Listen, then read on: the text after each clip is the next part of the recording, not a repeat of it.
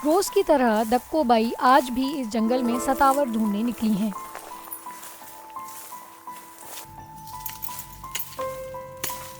सतावर एक ऐसी जड़ी बूटी है जिसकी जड़ बाजार में 200 से 250 रुपए प्रति किलो तक बिकती है।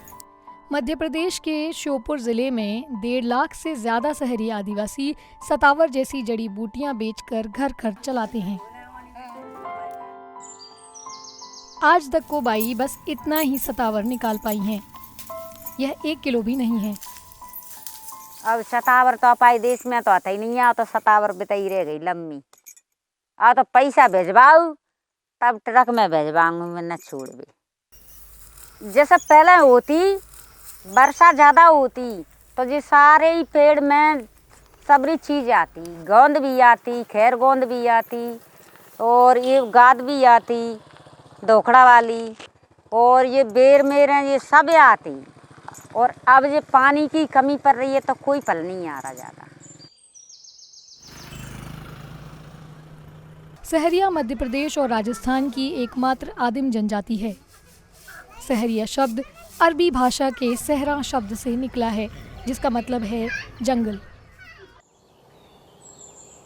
आप सहरिया आदिवासियों की जंगल पर निर्भरता का अंदाज़ा इस बात से भी लगा सकते हैं कि कुछ दशकों पहले तक ये अपनी बेटियों को दहेज में भी पेड़ दिया करते थे।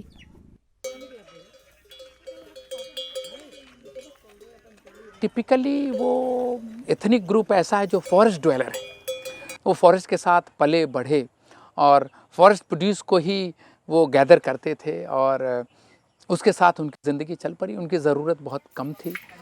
सतावर आमतौर पर सूखी ज़मीन पर उगता है। ज़्यादा बारिश होने पर सतावर के सड़ने का खतरा रहता है। पिछले लगभग 5 दशकों में मध्य प्रदेश में अत्यधिक बारिश की घटनाओं में 3 गुना वृद्धि हुई है।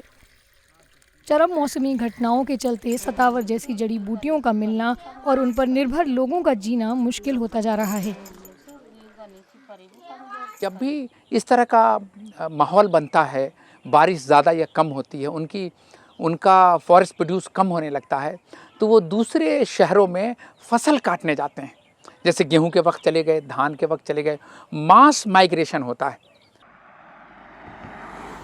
40-50 साल पहले जो है यहाँ काफ़ी घना जंगल था और खेर का जंगल था, खेर का और सलाई का जंगल आज भी है, लेकिन आज उसकी जो डेंसिटी है पहले के बनिस्बत जो है कम है।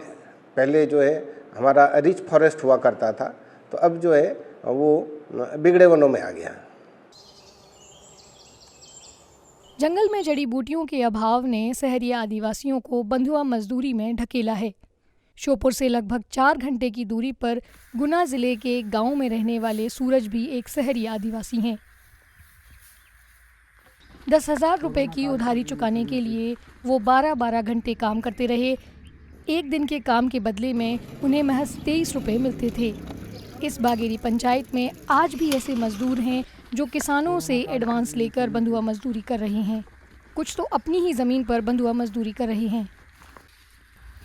और उसके आसपास के गांव चाहे अकोदा चल जाओ, खड़ेला चल जाओ, डेरा परांठ चले जाओ, बरूदिया चल जाओ, जोरी जैतपुरा चल जाओ, डुमरपुरा पारौना चल जाओ, गल्ला उजारी चल जाओ।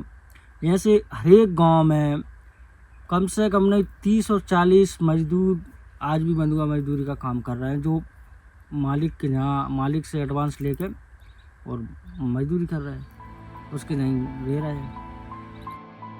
लेकिन सरकारी अधिकारी और दस्तावेज बंधुआ मजदूरी की हकीकत को स्वीकार करने से हिचकते हैं। अब शोषण तो हम कुछ ऑथेंटिक रूप से कह नहीं सकते, क्योंकि जो है